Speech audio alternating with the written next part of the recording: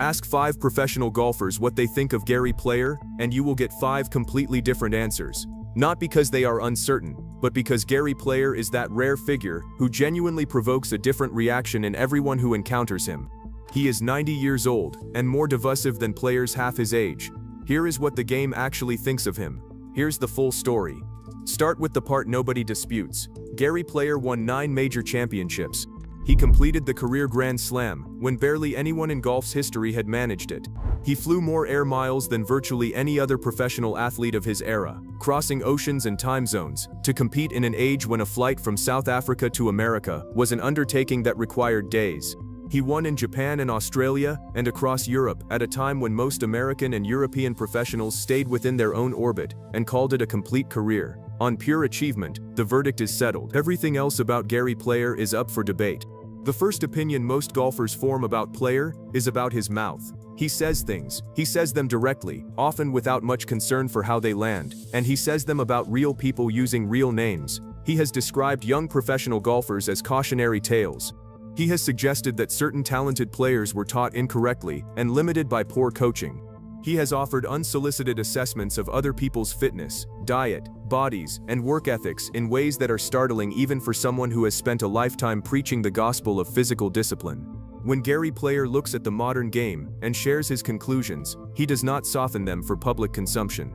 His peers have largely learned to absorb it. The players who competed against him during his prime, men like Jack Nicklaus and Arnold Palmer, have spoken about Player with genuine warmth and respect, while simultaneously noting that he has always been a man of extremely strong opinions. Nicklaus, in his typically measured way, has praised Player's dedication and competitive fire, while sidestepping the more pointed character assessments. The diplomacy in how his contemporaries discuss him speaks its own language. Quick pause. If Gary Player is someone you genuinely love in golf, the competitiveness, the opinions, all of it, type Black Knight in the comments. If you find him exhausting and think he needs to listen more than he talks, type too much. I read every single one. The younger generation of professionals has a more complicated relationship with him. They respect the resume. Many of them have heard stories about his commitment to fitness and acknowledge that he was ahead of his time in treating professional golfers as genuine athletes at a point when the rest of the sport thought exercise was optional. But the unsolicited critiques of their games, their bodies, their diets, those land differently on a generation that did not grow up watching Player win at Augusta and St. Andrews. To them, he can feel less like a legend offering wisdom and more like a stranger in the locker room, with very confident opinions about everything. And then there are the family truths, which sit underneath any honest conversation about Gary Player like a current beneath still water. The dispute between Player and his son Mark became public in ways that few golf families have experienced. At its heart was a conflict over the control and ownership of the trophies and memorabilia from Player's career, the physical symbols of the life's work of a 9-time major champion. It reached the point of legal action. The idea of a 90-year-old legend in conflict with his own son over the objects that represent everything he achieved is genuinely painful to sit with. Player's response, when asked about it, was characteristic. He said the trophies were his, he won them, not anyone else. The bluntness that defines his public personality defined his private conflict too. His son Wayne created a different kind of embarrassment at the 2021 Masters, at the ceremony honoring Lee Elder as the first black player to qualify for Augusta. Wayne Player held up a golf ball on camera during the tribute, an apparent product placement move that was widely condemned as deeply inappropriate in context. Gary Player distanced himself from the action, but the image existed, and it attached itself to the Player name in a way that lingered. What is interesting is that the parts of Gary Player that frustrate people most are not separable from the parts that made him great. The relentless self-certainty that allows a man to fly from South Africa to the United States week after week and believe he will beat the best players in the world is the same self-certainty that makes him believe his opinion about your swing or your diet is worth stating aloud. The discipline that kept him fitter than any golfer of his generation is the same discipline that makes him quietly judge those who do not share it. He is a single, undivided thing. The champion and the controversialist are the same person running on the same engine. His relationship with the two men who shared the Big Three billing with him, Arnold Palmer and Jack Nicklaus, adds a further layer.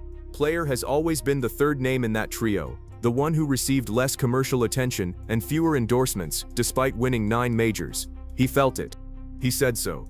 For a man of his competitive intensity, being ranked third in the public consciousness of an era in which he was genuinely among the best 3 players on earth was a source of frustration that is never fully resolved. It has made him, in private conversations over the decades, more pointed in his assessments of what he deserved and received in terms of recognition. The chip on his shoulder about his place in golf history is real, and it is old, and it does not appear to be going anywhere. There is also the historical shadow that no honest appraisal of Gary Player can avoid. As a South African professional during the apartheid era, Player was at various points a target of protests and disruption, most notably at the 1969 US Open, where demonstrators threw objects at him during play. His public positions on his home country's politics during that period drew intense criticism and created a complicated record that he has spent decades attempting to address. He has spoken about his relationship with Nelson Mandela, his investment in South African communities, and his evolution on these questions. Whether those efforts constitute adequate reckoning with the positions he held earlier in his career is a judgment each person has to make for themselves. It is not a question that disappears from the Gary Player story simply because he has moved on from it. His career as a golf course designer has added another dimension to how the game sees him. He has designed hundreds of courses worldwide, many of them in developing countries that premium designers typically ignore. He has invested considerable time and resources through his foundation in education for underprivileged children in South Africa. These are not token gestures. They represent a serious philanthropic commitment that sits alongside everything else in the Gary Player ledger and deserves to be there. But the thing that generates the most privately heated opinions about Player among current professionals is something more specific. It is the feeling, shared by more than a few people who have spent time around him, that Gary Player operates in a world where he is perpetually the main character. Conversations with him are not conversations so much as extended audiences. He will hear you out, but the direction of travel is always back toward him, his achievements, his opinions, his experiences. Whether this is the natural result of a life spent at the very top of a demanding sport, or simply a personality trait he was born with, is probably unanswerable. The experience of it, for people who do not share his history, can be wearing. The golfers who knew him in his prime almost uniformly describe him with a kind of awe that has not dimmed. The golfers who interact with him now are more divided. Some find him inspiring, a 90-year-old who still moves with purpose, still speaks with passion, still argues for the sport with the energy of someone who has not yet made peace with stepping back. Others find him exhausting, a man who has never learned the difference between sharing an opinion and delivering a verdict. Both of those assessments are accurate. That is the honest answer to what golfers really think of Gary Player. He is genuinely extraordinary and genuinely difficult in almost equal measure, and the game would be considerably less interesting without him in it. The trophies are real, the opinions are relentless. The man behind both is one of the most irreducible figures the sport has ever produced.